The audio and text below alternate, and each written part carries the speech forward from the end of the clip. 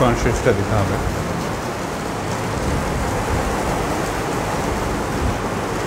আলহামদুলিল্লাহ আলহামদুলিল্লাহি নাহমাদুহু ওয়া নাস্তাঈনুহু ওয়া নাস্তাগফিরুহু ওয়া নু'মিনু বিহি ওয়া নাতাওয়াক্কালু আলাইহি ওয়া নাউযু বিল্লাহি মিন শুরুরি আনফুসিনা ওয়া মিন সাইয়্যাতি আ'মালিনা من يهد الله فهو المهتدي ومن يضلل فلن تجد له وليا مرشدا فنشهد أن لا إله إلا الله وحده لا شريك له ونشهد أن سيدنا وسندنا ونبينا محمدا صلى الله عليه وسلم الذي أرسله الله بالحق بشيرا ونذيرا وداعيا إلى الله بإذنه وسراجا منيرا وقال الله تعالى في كلامه المجيد وفرقانه الحميد ما كان محمد أبا أحد من رجالكم ولكن رسول الله وخاتم النبيين وكان أيها الذين آمنوا تسليما صلى الله على محمد صلى الله عليه وسلم صلى الله على محمد صلى الله عليه وسلم صلى الله على محمد صلى الله عليه وسلم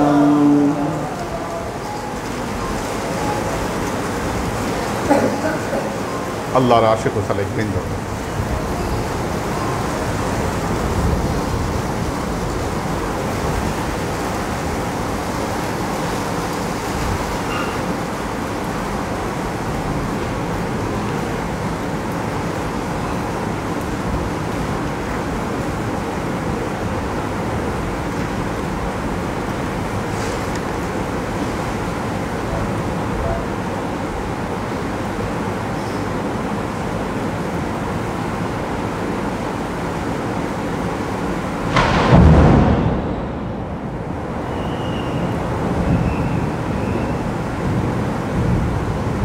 কঠিন অবস্থা।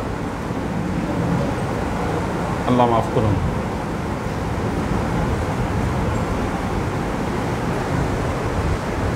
দেখেন আসলে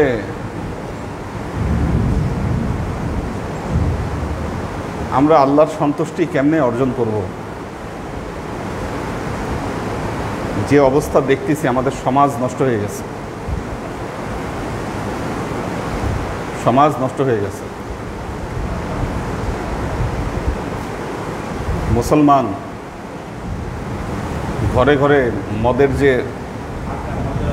বাহার, সমাজে প্রতিষ্ঠিত মানুষজন, আমার তো মনে হয় ঘরে ঘরে গিয়ে যদি খোঁজ করে কতজনের ঘর থেকে যেগুলো বের হবে আল্লাহ মালুম।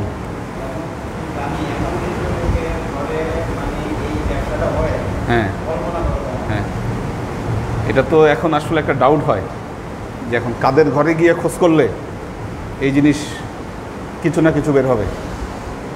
তাহলে আমরা কোথায় আছি? আজকে একটু আগে একটা টেলিভিশনে প্রোগ্রাম ছিল, তো বললাম যে একবার গালফ ইয়ার দেশে ফিরতেছি আমি, তো গালফ ইয়ার বাহরাইন হয়ে আসতো। বাহরাইন থেকে উঠার পরে প্লেনে ড্রিঙ্কস হিসাবে মদ দেয়, আপনি বেছে নিতে পারবেন। যে চাবে সে কোক, স্প্রাইট, জুস অথবা ওয়াইন। দেদারসে বাঙালি মুসলমান শ্রমিকরা বাহরাইন থেকে উঠছে, প্লেনে বসে বসে মদ খাচ্ছে। মদ খাচ্ছে। তো হারাম হালাল, পাপ পুণ্যের যে এই পার্থক্য, এটা যদি মুসলমান ভুলে যায়,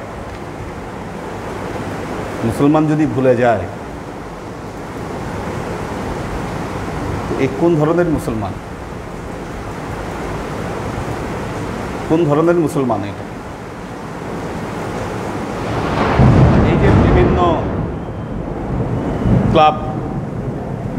বিভিন্ন ক্লাব ঢাকা শহরে,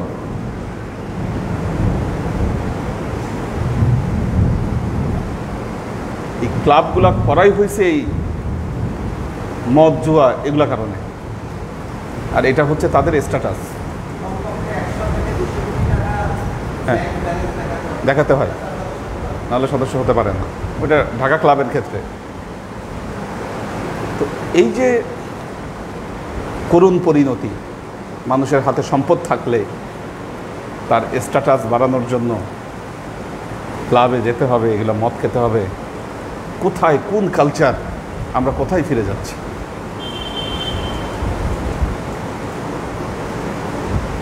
বজ্রপাতে এত মানুষ মারা গিয়েছে কখনো শুনিনি। এটার একটা বড় কারণ ওই যে ইয়াগুলো তুলে ফেলছে, সীমান্ত পিলারগুলা নষ্ট করে ফেলেছে।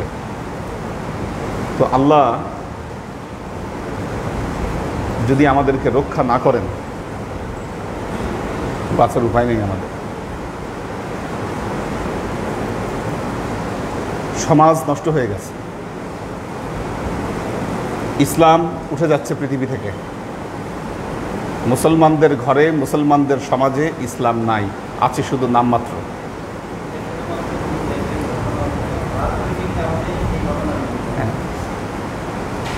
আপনি যে মদের প্রসঙ্গ আসলো,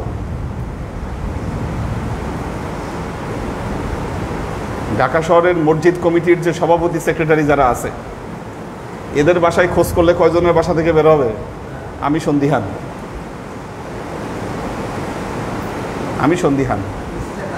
মসজিদে যাচ্ছে, নামাজ পড়তেছে, মসজিদ কমিটির সাথে সম্পৃক্ত, কিন্তু দেখবেন বাসায় গেলে খোঁজ করলে মদের বোতল বের হবে। পুরান ঢাকার কালচারে, ঢাকাইয়া কালচার, তাদের বিয়েগুলোতে নাকি দেধারসে এই মদের আয়োজন করা হয়, ফ্যামিলিগতভাবে। আমি দেখিনি কখনো, আমার চোখে কখনো পড়ে নাই, আমি শুনেছি। বিভিন্ন প্রোগ্রামে 31st আসলে বা এই বড় বড় প্রোগ্রামে তারা বাসায় যে প্রোগ্রাম করে, সেখানে এরা মদ নিয়ে আসে। আর যেভাবে মাদক, আমাদের ঢাকা বিশ্ববিদ্যালয়ের একটা ছেলে কয়েকদিন আগে মারা গেছে, LSD মাদক। এটা নিলে মানুষ এমন ফ্যান্টাসিতে চলে যায়, স্বপ্নের জগতে সে বসবাস করে। তো ওইটা খাবার পরে প্রথমে সে দৌড় দিয়ে ওয়াল দিয়ে উঠতে গেছে, সেটা পারে নাই। পরে ওই ডাব বিক্রি করতেছিল, ওই ডাবওয়ালার থেকে দাও নিয়ে নিজের গলায় নিজে পোজ দিছে, নিজের গলায় নিজে পোজ দিয়ে মারা গেছে ছেলেটা। এই যে এই LSD রেগুলার, এই যে ভয়ঙ্কর মাদকের কারবার, এই যারা সেলিব্রিটি কি, এরা এগুলা কারবার করে বেড়াচ্ছে, কারণ জানে নিরাপদ, ওখানে কেউ হানা দিবে না, ধরবে না কেউ। কঠিন একটা অবস্থা, আল্লাহ আমাদেরকে মাফ করুন। বৃষ্টির সময় যদি বজ্রপাত হয়, বাসা থেকে বের হবেন না, নিরাপদ জায়গায় থাকবেন। এই সময় অবশ্যই এটা মেনটেন করবেন। যদি নামাজের সময় হয়, ঘরে নামাজ পড়ে নেবেন, বের হবেন না এই সময়। এটা নিয়ম আছে। বৃষ্টির সময় আল্লাহ নবীর সময় বলতো আসসালাতু ফি বুয়ুতিকুম, এভাবে। কঠিন অবস্থা তো, এক জায়গায় 17 জন মারা গেছে, চিন্তা করতে পারেন, 17 জন মারা গেছে। হ্যাঁ, নদীতে। দুঃখজনক, ট্র্যাজেডি এটা। আজকে যে কয়জন মারা যায় আল্লাহ মালুম, গেছে হয়তো এর মধ্যে। যে হারে ফ্ল্যাশিং হচ্ছে। আল্লাহ আমাদেরকে মাফ করুন।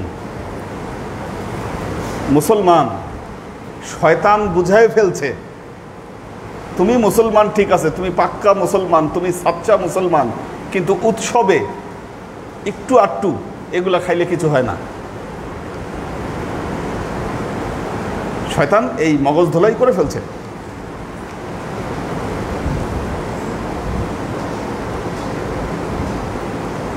তো আল্লাহ আমাদেরকে রক্ষা করুন। ধর্মকর্ম থেকে মানুষের মন উঠে গেছে, ধর্মকর্ম থেকে মানুষের মন উঠে গেছে, মানুষ ধর্ম বিমুখ। সমাজের মধ্যে একটা বড় পরিবর্তন আসছে। আপনারা যারা বুঝতে পারতেছেন, সমাজের মধ্যে বড় একটা পরিবর্তন এসেছে। কারণ আমাদের আগের যে জেনারেশন, একটা জেনারেশন শেষ হয়ে যাচ্ছে, একটা জেনারেশন শেষ হয়ে যাচ্ছে। আপনারা বুঝতে পারছেন কি না? দরবার কিন্তু নতুন জেনারেশনে যাচ্ছে। আব্বার সময়ে যারা ছিলেন একে একে প্রায় সবাই চলে যাচ্ছে। কেউ কেউ আছে ইনঅ্যাক্টিভ হয়ে আছে বাসায়, ওনারা আসতে পারছেন না। যারাও আছেন জীবিত আছেন, কিন্তু দরবারে তারা উপস্থিত হতে পারছেন না। আবার অনেকে চলেই গেছেন। আমি যখন দায়িত্ব পেলাম তখন আমাকে দরবার নিয়ে কোনো চিন্তা করতে হয়নি। দরবার পরিচালনা বলেন, সব কিছু মেনটেন বলেন, এটা নিয়ে আমাকে কখনো ভাবতে হয় নাই যে কিভাবে দরবারের কার্যাবলী যা কিছু আছে এগুলো কিভাবে চলবে। কারণ আব্বার সময় যারা ছিলেন ওনারা এই সিস্টেমটাকে রান করে গেছেন। কিন্তু আস্তে আস্তে খুঁটিগুলো দুর্বল হয়ে যাচ্ছে, মানুষগুলো চলে যাচ্ছে। কাজেই ইয়াংদেরকে ফিজিক্যালি টাইম দিতে হবে, দরবারে ফিজিক্যালি সময় দিতে হবে, ভাবতে হবে, চিন্তা করতে হবে, এটার সাথে সম্পৃক্ত হতে হবে। নাহলে কারা করবে কাজ? কারা করবে? আমরা যাদেরকে চোখ বন্ধ করে যাদের উপর নির্ভর করতাম, ওনারা কিন্তু একে একে চলে যাচ্ছে। এই যে কোভিডের 2 বছরে অনেকেই চলে গেছেন, তার আগে চলে গেছেন। সম্পৃক্ত করা হচ্ছে, কিন্তু আরও সময় দিতে হবে। হলে কি হবে? আল্লাহ তোমাদের জীবন জগতে অনেক বরকত দিবে। বরকত এমনি আসে না। যারা চলে গেছেন ওনাদের জীবন জগৎ সব কিছু ছিল দরবারকে নিয়ে, সব কিছু দরবারকে নিয়েই ছিল। তো আল্লাহ ওনাদেরকে উত্তম প্রতিদান দান করুন। মানুষকে এই বিষয়গুলো নিয়ে প্রস্তুত থাকতে হয়। আগামী 10 বছর পরে হয়তো ওই জেনারেশনের কেউ থাকবে না, এটাই তো স্বাভাবিক। 10 বছর পর কেউ থাকবে না,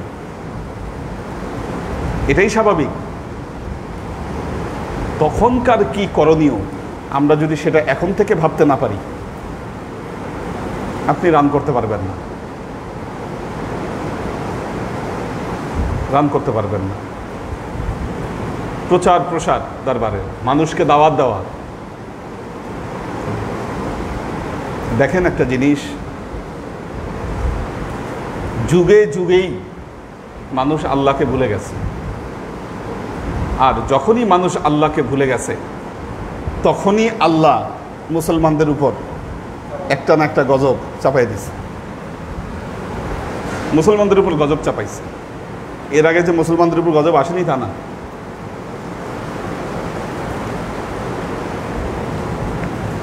আব্বাসীয় শাসন আমল, আব্বাসীয় শাসন আমল মুসলমানদের স্বর্ণযুগ বলা হতো। খলিফা হারুনুর রশিদ এই আব্বাসীয় শাসন আমল, আব্বাসীয় সাম্রাজ্য 1250 খ্রিস্টাব্দের দিকে ধ্বংস হয়ে যায়, পতন হয় আব্বাসী সাম্রাজ্য, আব্বাসীয় সাম্রাজ্যের। কার হাতে? মঙ্গলদের হাতে। মঙ্গলরা তখন পুরো মুসলমান বিশ্বে কচুকাটা করছে, কচুকাটা করছে। এক যে জায়গায় গেছে মানে একেবারে ধ্বংসলীলা চালায় শেষ করে দিচ্ছে সব। এদের সামনে দাঁড়িয়েতেই পারে নাই কেউ, মঙ্গলদের সামনে। হ্যাঁ, মঙ্গলরা হচ্ছে একটা অঞ্চলের মানুষেরা, মঙ্গোলীয় জাতি। এ জাতির স্বপ্নদ্রষ্টা চেঙ্গিস খান। চেঙ্গিস খান তো চেঙ্গিস খান সে বলতো ওরা যে খোদাকে মানত তার নাম ছিল টেংরি। বলতো আমরা টেংরি খোদা মানি। আর টেংরি খোদা চেঙ্গিস খানকে দায়িত্ব দিয়েছে সারা পৃথিবী জয় করার। উনি ওনার অনুসারীদেরকে এই স্বপ্ন দেখাইছে। তো এই চেঙ্গিস খান সেই মঙ্গোলীয় জাতিকে একত্রিত করে সারা পৃথিবীতে যুদ্ধ বিগ্রহ শুরু করে। চেঙ্গিস খানের পরে তার ছেলে হয় অগিদাই খান। তার আমল না, তারপরে অগদাই যখন মারা যায় তখন অগদাইয়ের ছেলে দায়িত্বে আসে। হ্যাঁ, হালাকু খান হলো চেঙ্গিস খানের নাতি। চেঙ্গিস খানের নাতি। এদের মেন নেতাকে বলা হতো খান, গ্রেট খান। একজন খান হতো এদের। তো চেঙ্গিস খানের পরে ছিল অগদাই খান, তারপর মঙ্ক খান, এরকম একজন নাম ছিল। ওনার সময় হালাকু খান এই শুধু বাগদাদ না, প্রথমে বাগদাদের আগে ছিল অ্যাসেসেরিয়ান, যাদেরকে বলতে এরা খুব শক্তিশালী একটা জাতি ছিল। এদেরকে ধ্বংস করে, এদেরকে পরাভূত করে। এরপর বাগদাদ জয় করে, আব্বাসীয় সম্রাটকে শেষ করে পুরো পরিবার সহ। এরপর আইয়ুবিদেরকে শেষ করে, আইয়ুবি যারা ছিল। শেষে মিশরীয়দের মামালেক ছিল যারা, দাস বংশীয় মিশরী সাম্রাজ্য, ওখানে গিয়ে এরা পরাজিত হয়। তার আগ পর্যন্ত এই যে মুসলমানদেরকে হত্যা করেছে কেন? কারণ মুসলমানেরা তাদের ইতিহাস, ঐতিহ্য সব কিছু ভুলে এরা ভোগ বিলাসে লিপ্ত হয়েছিল। মুসলমান পৃথিবীতে ভোগ বিলাস করতে আসেনি, আল্লাহর দ্বীনকে প্রতিষ্ঠা করার দায়িত্ব নিয়ে মুসলমান এসেছে। এই জন্য আল্লাহ বলেছেন কুনতুম খায়রা উম্মাতিন উখরিজাত লিন-নাস, তোমরা হচ্ছে সর্বোত্তম উম্মত, মানবতার জন্য তোমাদেরকে সৃষ্টি করা হয়েছে। তা'মুরুনা বিল মা'রুফ ওয়া তানহাউনা আনিল মুনকার ওয়া তু'মিনুনা বিল্লাহ, মানুষকে সৎ কাজের আদেশ করবা, অসৎ কাজ থেকে মানুষকে বিরত রাখবা এবং আল্লাহর প্রতি পরিপূর্ণভাবে ঈমান আনবা। এখন আপনি যে মানুষকে সৎ কাজের আদেশ দিবেন আর অসৎ কাজ থেকে বিরত রাখবেন, আপনি নিজেই তো অসৎ।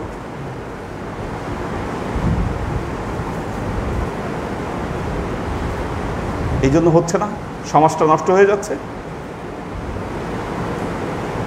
সমাজটা নষ্ট হয়ে যাচ্ছে।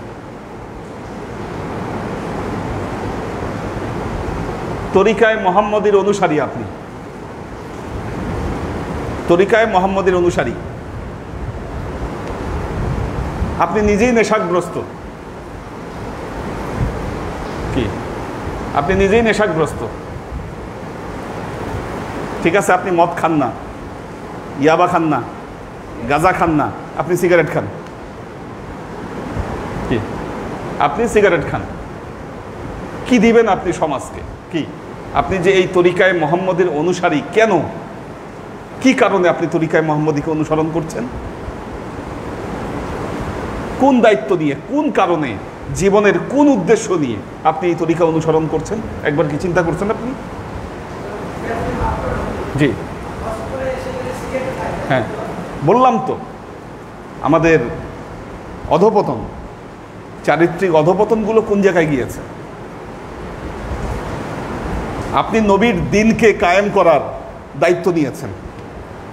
নবীর দিনকে আপনি সমাজে প্রতিষ্ঠা করবেন, মানুষের মধ্যে প্রতিষ্ঠা করবেন, নীতি নৈতিকতা আদালত আপনি মানুষের মধ্যে প্রতিষ্ঠা করবেন, কিন্তু আপনি নিজেই করাপ্টেড। কিভাবে সম্ভব?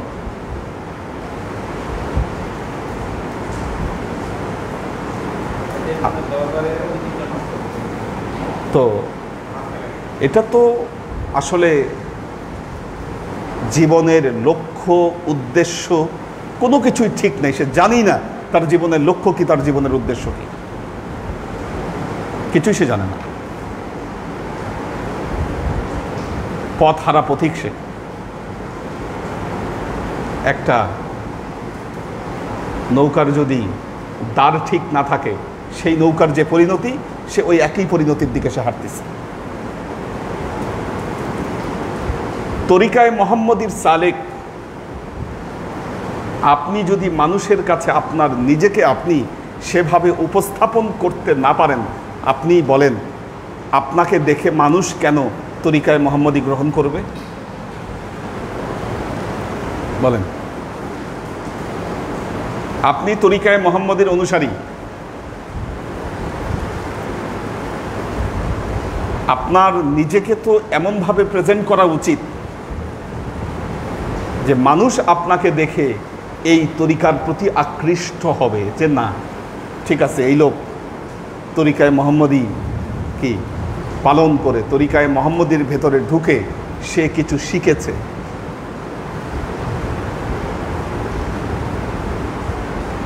তাকওয়া, পরহেজগারিতা তার মধ্যে আসছে।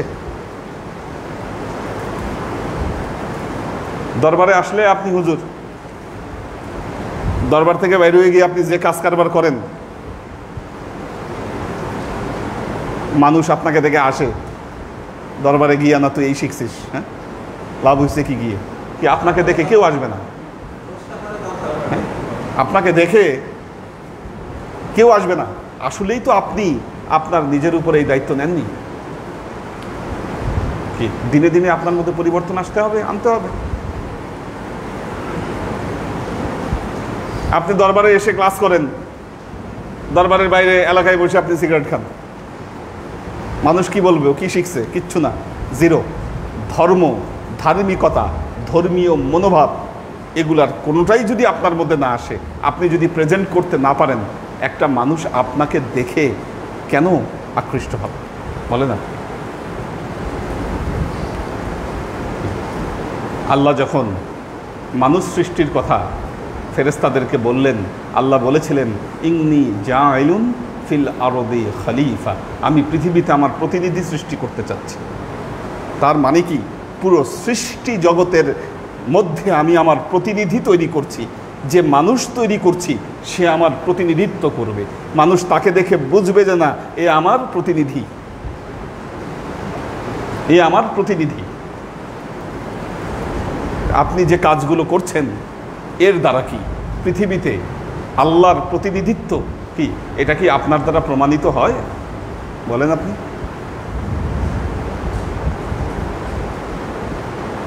কাজেই দেখুন, আল্লাহর আশেক ও সালেক বৃন্দ লিল্লাহ, আল্লাহর জন্য নিজেকে তৈরি করতে হবে, দ্বীনে মোহাম্মদীর জন্য নিজেকে উৎসর্গ করতে হবে। একটা মুসলমানের দায়িত্বটা এই জায়গায়, দায়িত্বটা এই জায়গায়। না হলে আপনার দ্বারা দ্বীনে মোহাম্মদী দুনিয়ায় প্রতিষ্ঠিত হবে না।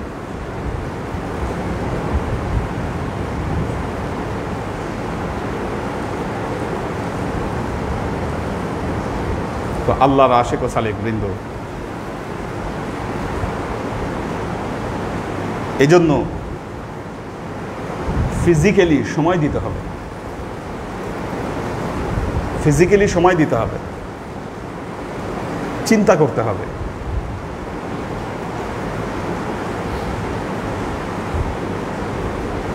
এবার কোরবানিতে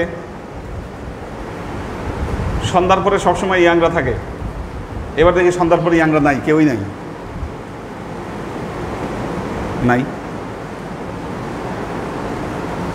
যে একটা পরিস্থিতি তৈরি হয়েছিল এখানে, গোস্ত বিতরণের সময় এই পরিস্থিতি হবে বলেই আমি গতবার মানা করেছি, গোস্ত বিতরণ হবে না। গতবার যে কারণে মানা করেছি ওই অবস্থাটাই এবার হয়েছে। এখানে বিপর্যয় বলা যায়। দোষটা কার? দোষটা আমাদেরও। আমরা তো জিনিসটাকে গোছাতে পারিনি। এখন গোছানোর দায়িত্ব কার? দেখেন, কেউই জানে না কার দায়িত্ব, কারোই দায়িত্ব নাই। কে দায়িত্ব দিয়েছিল? কেউ কি দায়িত্ব দিয়েছিল? দেয় নাই তো কেউ দায়িত্ব। কেউ কি জানে কোনটা কার দায়িত্ব? আমি জিনিসগুলো বলেছিলাম, আপনারা গোছাতে পারেন নাই। হ্যাঁ,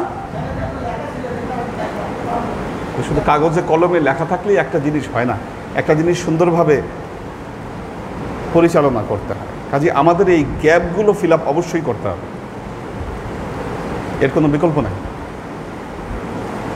নাই। আমরা এমন এক যুগে নিজেদেরকে প্রেজেন্ট করতে যাচ্ছি, একটা জিনিস মনে রাখবেন, এতদিন যা হয়েছে, এতদিন যা করেছেন, যুগ পরিবর্তিত হচ্ছে। এখন আমরা 2021 থেকে 2022 সালে আমরা যাচ্ছি। প্রযুক্তির উন্নয়ন, প্রযুক্তির ব্যবস্থাপনা যে জায়গায় যাচ্ছে। আগে আমাদের সময় স্টাডি করতে গেলে, আমি স্টাডি করব, বাসা থেকে বের হতে হতো, বাসে করে নীলক্ষেত যেতে হতো, ওখান থেকে বিশ্ববিদ্যালয়ে ঢুকতে হতো, তারপর ইউনিভার্সিটির লাইব্রেরিতে ঢুকে সকাল থেকে সন্ধ্যা পড়াশোনা করে তারপরে আবার এই কষ্ট করে ফিরে এসে দেখেন সারাটা দিন আমার মাটি। আর এখন একটা তথ্যের প্রয়োজন হচ্ছে কি, আমি ঘরে বসে আমার মোবাইলে ক্লিক করা মাত্র আমি শত শত তথ্য পেয়ে যাচ্ছি। কাজেই এই যুগে এসে আপনি ইসলাম প্রসারের ক্ষেত্রে ওই মানধাত্তা আমলের ওই যুগের চিন্তা ভাবনা করবেন কি, এগুলা ব্যাকডেটেড, পরিত্যাজ্য, এগুলোর কোনো ভ্যালিডিটি নাই, এখন কোনো ভ্যালিডিটি নাই।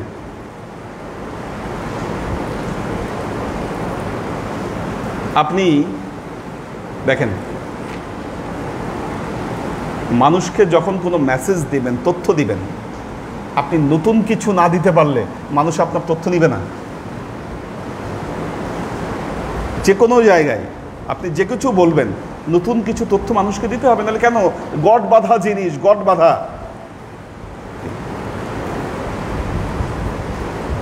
সুতরাং আল্লাহ আমাদের অবকাঠামো অনেক চেঞ্জ করে দিয়েছে।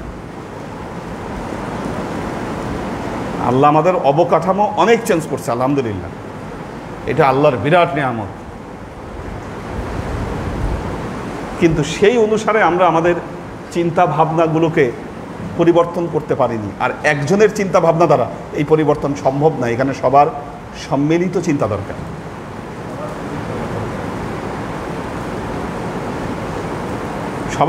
চিন্তা দরকার। কিভাবে আমাদের এগিয়ে যাওয়া যায়, কিভাবে কি করা যায়, কিভাবে জিনিসগুলো সুচারুভাবে সম্পন্ন করা যায়, এগুলো বহুত চিন্তার বিষয় আছে।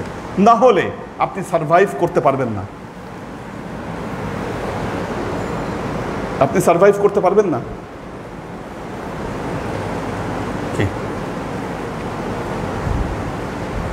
যে উদ্দেশ্য নিয়ে তরিকায় মুহাম্মাদীর প্রচার প্রসারণা, এই উদ্দেশ্য সাধিত হবে না। আর সাধিত না হলে লাভটা কি বলে?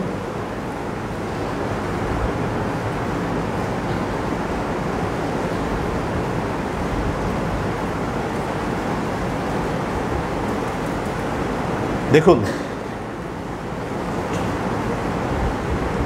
দর্শনহীন মানুষ, দর্শন মানে ফিলোসফি, আমরা ইংরেজিতে বলি এটা ফিলোসফি। যে মানুষের মধ্যে ফিলোসফি নাই, যেই মানুষের ভেতরে দর্শন নাই, ও মানুষ না, ও পশু। মনে রাখবেন কি, একটা পশুর মধ্যে কোনো দর্শন নাই, কোনো ফিলোসফি নাই। পশুর জীবনের উদ্দেশ্য কি, ও কিচ্ছু জানে না। ও জানে শুধু ওর ওই প্রয়োজন মিটাইতে। একটা পশু সারাদিন যদি মাঠে চড়ে, ও যদি খেয়ে ওর পেট ভরে শান্তি, কি সারা রাত ঘুমাবে আরামে, এটা হজম হয়ে যাবে, টয়লেট সারবে, সকালবেলায় উঠে আবার সে ওই চড়তে শুরু করবে।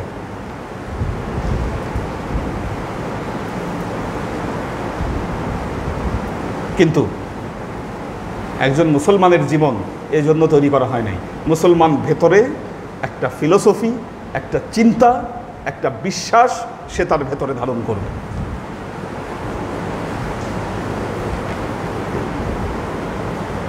এখন আপনি যদি বলেন ধর্ম পালনের উদ্দেশ্য কি আপনার,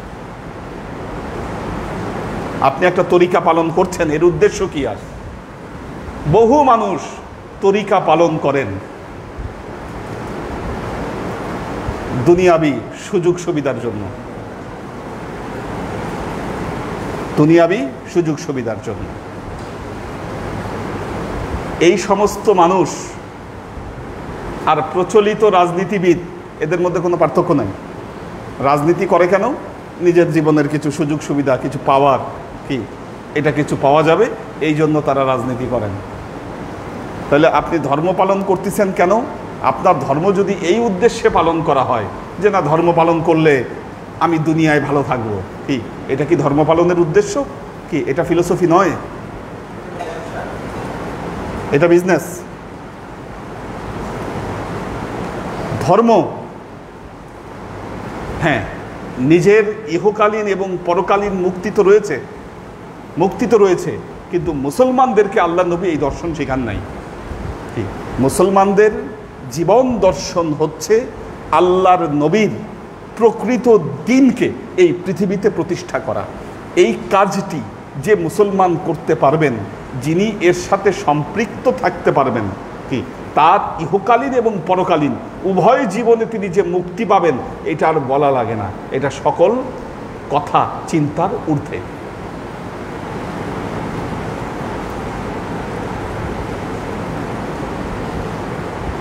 যারা ওল্ড জেনারেশন ছিলেন,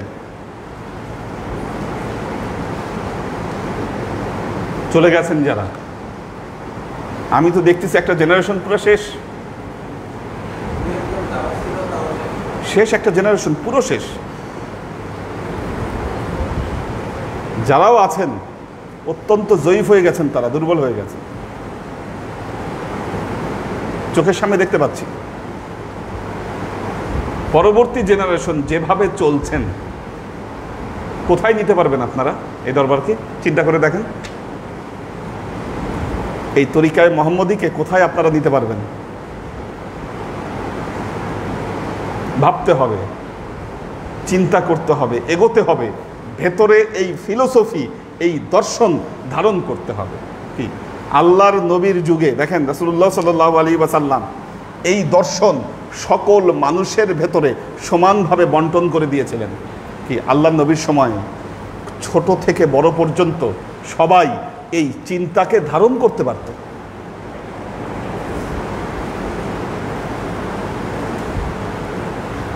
সবাই এই চিন্তা ধারণ করতেন। একজন কাফরি গোলাম, একজন নিঃস্ব মানুষ থেকে শুরু করে সমাজে প্রতিষ্ঠিত যারা, কি সবার ভেতরে এই দর্শন আল্লাহর নবী ছড়িয়ে দিয়েছিলেন। এই জন্য সবাই তারা ইসলামের খেদমতে এগিয়ে আসছিলেন। হযরত বেলাল একজন কাফরি গোলাম, ধরেন সমাজের নিগৃহীত গরিব, চরম গরিব একটা মানুষ, শিক্ষা দীক্ষা যার কিছু নাই, কি এরকম একটা মানুষকে আমরা কি চোখে দেখি বলেন আপনি? এই লোকটাকে ডেকে এনে আল্লাহর নবী বললেন, তুমি হবা ইসলামের প্রথম মুয়াজ্জিন। কি মারাত্মক ব্যাপার! কি এই যে ইসলাম প্রতিষ্ঠার একটা দায়িত্ব তার কাঁধে চাপিয়ে দিলেন আল্লাহর নবী। এইভাবে বহু মানুষকে আল্লাহর নবী তুলে এনেছিলেন। হযরত আবু হুরায়রা রাদিয়াল্লাহু তাআলা আনহু আহলে সুফফার সদস্য। আহলে সুফফার সদস্য কারা ছিল? যারা একদম নিঃস্ব গরিব, মসজিদে নববীতে পড়ে থাকতো, আল্লাহ নবীর কাছে যাই আসতো তাই তারা খেতেন। কিন্তু সবাই আল্লাহ নবীর এই দিন, এই চিন্তার সাথে নিজেদেরকে সম্পৃক্ত করেছিলেন। যত হাদিস বর্ণনা করেছেন হযরত আবু হুরায়রা রাদিয়াল্লাহু তাআলা আনহু, কত বড় অবদান তিনি রেখেছেন। এই জন্য মনে রাখবেন, যদি বাঁচতে হয়, মুক্তি পেতে হয়, আপনার নিজের ভেতর থেকে, নিজের কাছ থেকে আপনাকে অবদান রাখতে হবে। অবদান রাখতে হবে আপনাকে।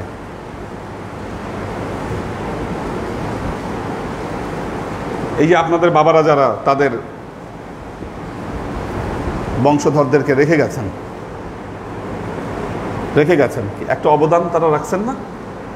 তারা কিন্তু তাদের কাজ ঠিকই করে গেছেন, বহু অবদান আছে তাদের। না হলে আজকে তরিকায়ে মুহাম্মদী এত দূর আসতো না। বহু মানুষের অবদান রয়েছে। কাজেই মনে রাখতে হবে, সময় এসেছে আপনাদের চিন্তা করার, ভাবার, কাজ করার।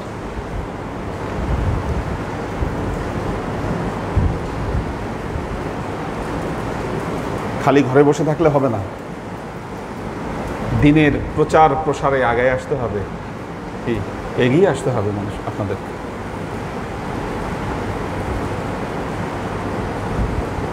আল্লাহর আশেক ও সালেক বৃন্দ, বহু দরবার আছে দেখবেন, মানুষ সেখানে যায়, গিয়ে খোঁজ করে এখানে আসলে কেমন মানুষ আছে, কোন স্তরের মানুষ আছে সমাজে। অনেক পীর সাহেব আছে, তারা পাবলিসিটি করেন, বড় বড় অনুষ্ঠানগুলোতে মন্ত্রী মিনিস্টার দাওয়াত দিয়ে নিয়ে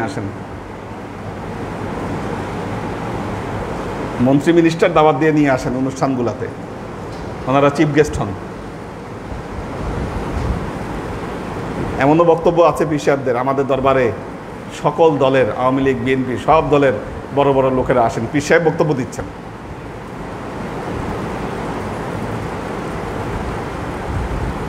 জঘন্যতম চরিত্রের যে একটা বহিঃপ্রকাশ মানুষের, ধর্মকে অবমাননা করার এবং তুচ্ছ জ্ঞান করার। আল্লাহ নবীর একটা হাদিস আছে,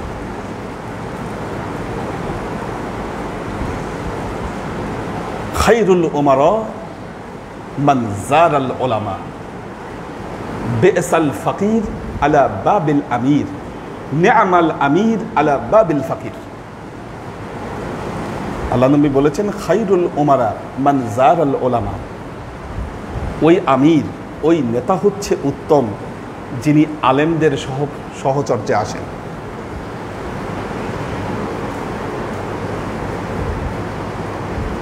আলেমদের সহচর্যে আসেন। নি'মাল আমির আলা বাবিল ফাকির, ওই আমির উত্তম যিনি ফকির, দরবেশ, এদের দ্বারস্থ হন। ও বি'সাল ফাকির আলা বাবিল আমির, ওই ফকির, ওই দরবেশ হচ্ছে নিকৃষ্ট যারা কি করে, নেতাদের ধর্ণা দিয়ে বেড়ায়, আমরা এই জঘন্য চরিত্রের বহিঃপ্রকাশ দেখতে পাই আমাদের সমাজে। পাবলিসিটি করি আমরা, পাবলিসিটি করা হয়।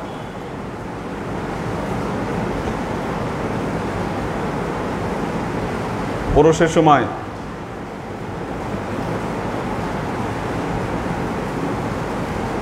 উট, গরু এনে বেঁধে রাখা হয়, কিন্তু কেউ কোনদিন জবাই দিতে দেখে না। কি উটও জবাই হয় না, গরুও জবাই হয় না, বেঁধে রাখে যাতে বুঝে মানুষ যে নাই যে কি। আল্লাহ নবী বলেছেন, আখলেস দীনাকা ইয়াকফিকা আমালুকাল কালিল, এখলাস নিয়ে আসো, অল্প আমল তোমার মুক্তির কারণ হবে। এখন আপনারা তরিকায়ে মুহাম্মদীর প্রচার প্রসারে কেউ কাজ করেন না। কেন করেন না জানেন? কেন করেন না জানেন? কারণ আমি বলে দিতে পারি। কারণ হলো আপনার সেই প্রচার প্রসারের মুখ নাই।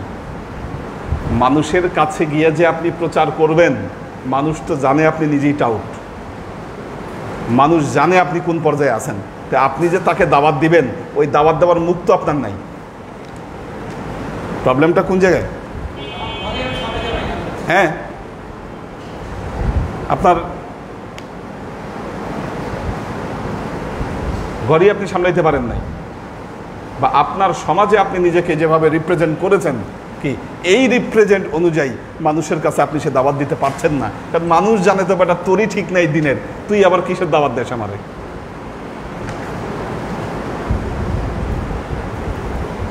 তুই আবার কিসের দাওয়াত দেশ?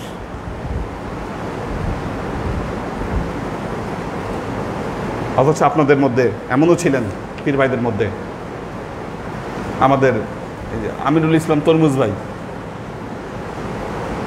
যে রিক্সায় আসতো, সিএনজিতে আসতো, রিক্সাওয়ালা সিএনজিওয়ালা কি সবাই আইনে বয়ত রইত। মানে রিক্সায় উঠলে, সিএনজিতে উঠলে উনি এই বিষয়ে আলোচনা করত। রিক্সা সিএনজি যেখানে উঠতো এই বিষয়ে আলোচনা করতো, এবং বহুদিন আসছে এরকম আমার হাতে, আমি সাক্ষী। আমাদের সুলাইমান ভাই অনেক মানুষ আনছে দরবারে,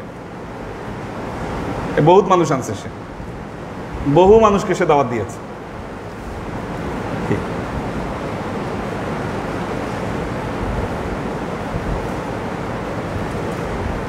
আবু জাহিদ ভাই, শামসুল ভাই, এনারা যারা আছে, দাওয়াতি কাজ ওনারা অনেক করেছে। আমি নিউ জেনারেশনের কথা বলছি, আপনাদেরকে আগে আসতে হবে, জীবনকে পরিবর্তন করতে হবে। সময় আসছে, সময় আসছে। একটা জিনিস মনে রাখবেন, মন থেকে মানুষ কখনো বৃদ্ধ হয় না। আপনাদের যে বয়স হয়ে যাচ্ছে, কোনোদিন টের পাবেন না বয়স হচ্ছে আপনাদের,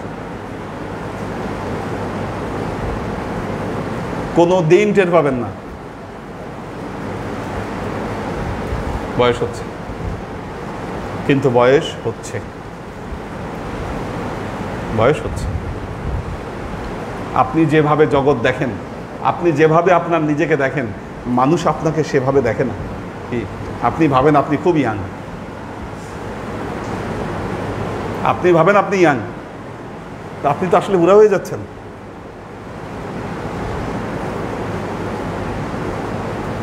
এটাই বাস্তবতা। কিন্তু আপনার মন তো কোনোদিন বুড়া হবে না। এই অবস্থায় যদি আপনার মৃত্যু আসে, আপনি কোথায় যাবেন? আল্লাহর আশিক ও সালেক বৃন্দ, যে আয়াতের জন্য আমি এত উপস্থাপনা করলাম, আজকে আমি আয়াতই তেলাওয়াত করতে পারলাম না। আয়াতটা একটু শুনে যাই আপনাদেরকে।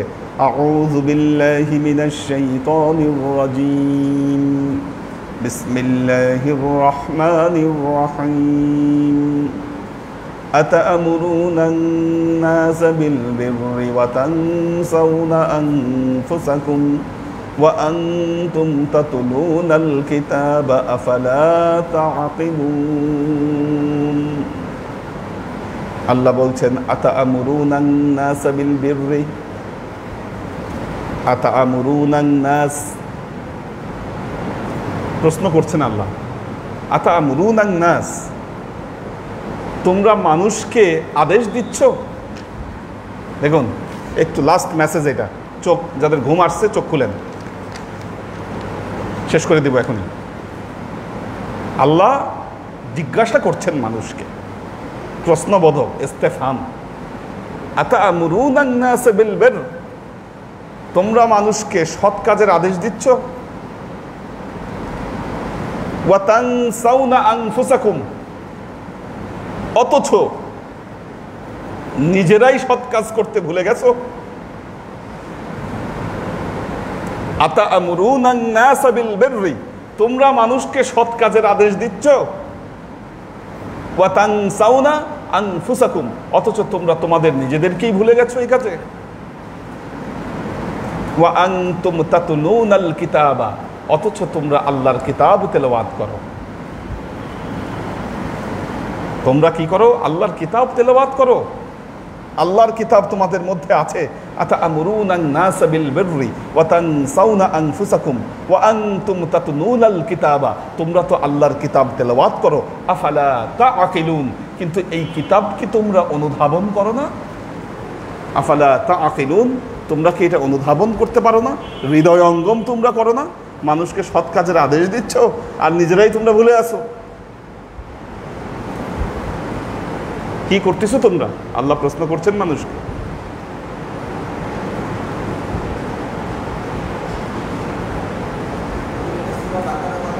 সূরা বাকারা আয়াত নম্বর, দাঁড়ান, আয়াত নম্বর 44।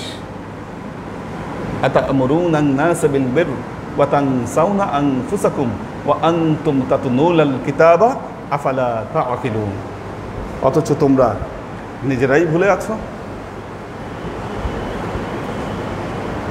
কাজেই আস্তে আস্তে তাকওয়া পরেজগারিতার দিকে আগাইতে হবে। কি আস্তে আস্তে ব্লাউজ ছাড়তে হবে? কি ব্লাউজওয়ালা যারা, আস্তে আস্তে ব্লাউজ ছাড়তে হবে।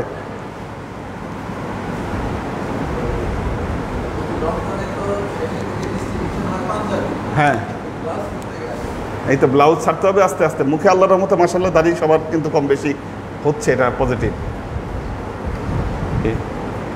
অন্তত পক্ষে দরবারে আসলে, যেহেতু আমরা দরবারের বিভিন্ন কাজের সাথে জড়িত, মাথায় টুপি আর শরীরে ব্লাউজটা চেঞ্জ করলে ভালো। পরিবর্তন সবার মধ্যেই আসছে আল্লাহর রহমতে মাশাআল্লাহ মাশাআল্লাহ।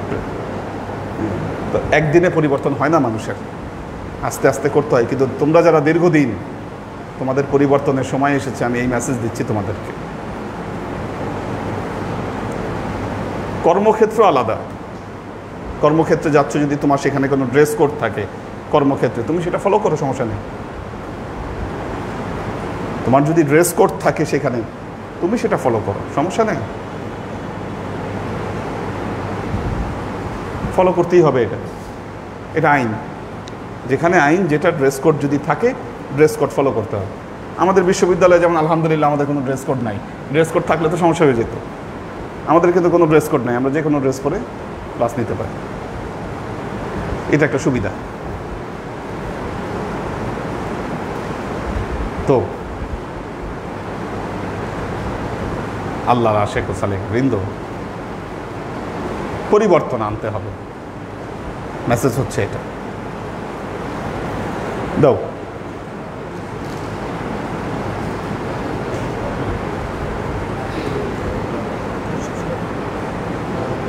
অন্তত পক্ষে ফুল হাতা, যেটাই পরো ড্রেস ফুল হাতা, নট হাফ হাতা, এবং মাথায় টুপি, এই দুইটা জিনিস ঠিক রাখো।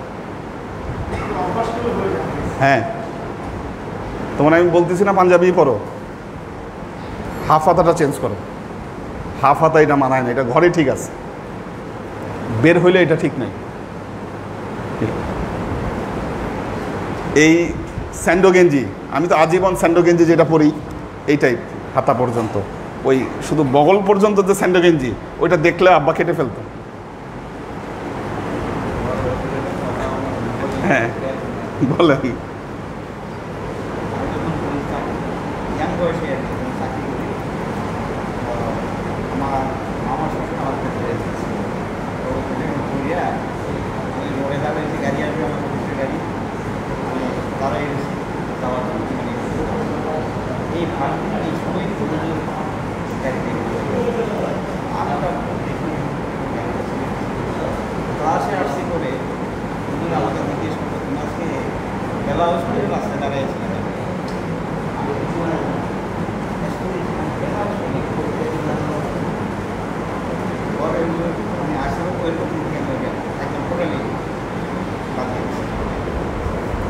যাক, এদের পুরো লাইনে আসতে সময় লাগবে একটু।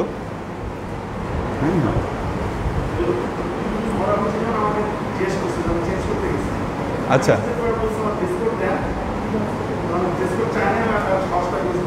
হ্যাঁ, ড্রেস কোড থাকলে ভিন্ন কথা, ড্রেস কোড থাকলে সেটা ফলো করতে হবে, যদি অফিসিয়ালি যদি কোনো ড্রেস কোড থাকে সেটা ফলো করতে হবে, ওইটা তো করার নাই, ওইটা করার নাই, ঠিক আছে।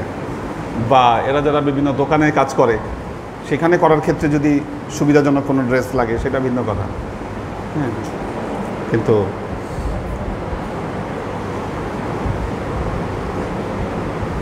আমাদের নাজিমউদ্দিন ভাইয়ের ফ্যামিলি আছেন শফি ফরিদ, ফাইম ফাইজুল্লাহ, ডক্টর শওকত ওসমান, লুনা তাবাসসুম লুবনা, ফাইম ফাইজুল্লাহ, মোহাম্মদ আজাদ, ফাতেমা জোহরা,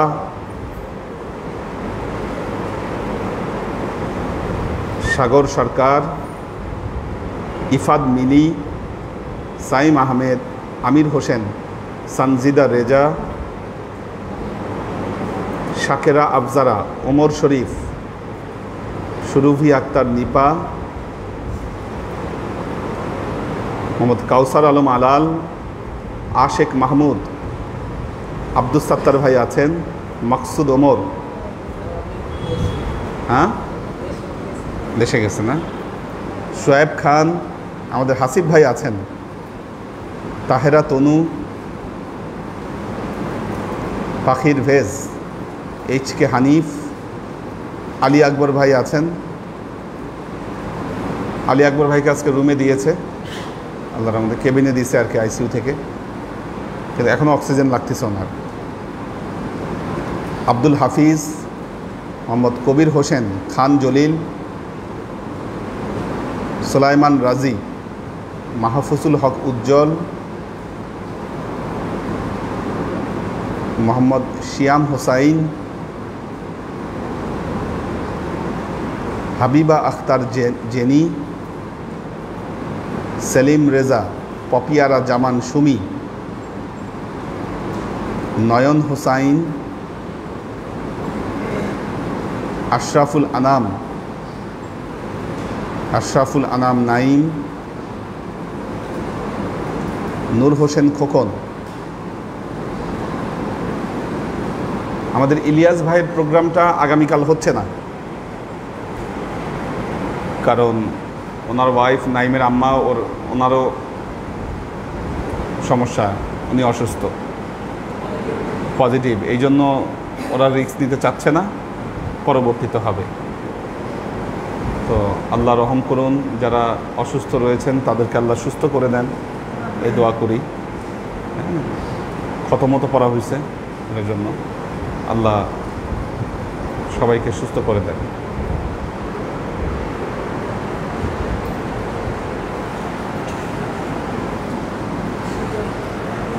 আল্লাহুম্মা আমিন। আল্লাহুম্মা সাল্লি আলা মুহাম্মাদিন ওয়া আলা আলি মুহাম্মাদিন কামা সাল্লাইতা আলা ইব্রাহিম ওয়া আলা আলি ইব্রাহিম ইন্নাকা হামিদুম মাজিদ। আল্লাহুম্মা বারিক আলা মুহাম্মাদিন ওয়া আলা আলি মুহাম্মাদিন কামা বারাকতা আলা ইব্রাহিম ওয়া আলা আলি ইব্রাহিম ইন্নাকা হামিদুম মাজিদ। রব্বানা ظلمنا أنفسنا وإن لم تغفر لنا وترحمنا لنكونن من الخاسرين. ربنا آتنا في الدنيا حسنة وفي الآخرة حسنة وقنا عذاب النار. ربنا لا تزغ قلوبنا بعد إذ هديتنا وهب لنا من لدنك رحمة إنك أنت الوهاب. اللهم إنك عفو تحب العفو فاعف عني يا غفور الرحيم الودود. اللهم نور قلوبنا بنور الإيمان ونور قلوبنا بنور الإسلام ونور قلوبنا بنور الإحسان وزين أخلاقنا بنور محمد صلى الله عليه وسلم.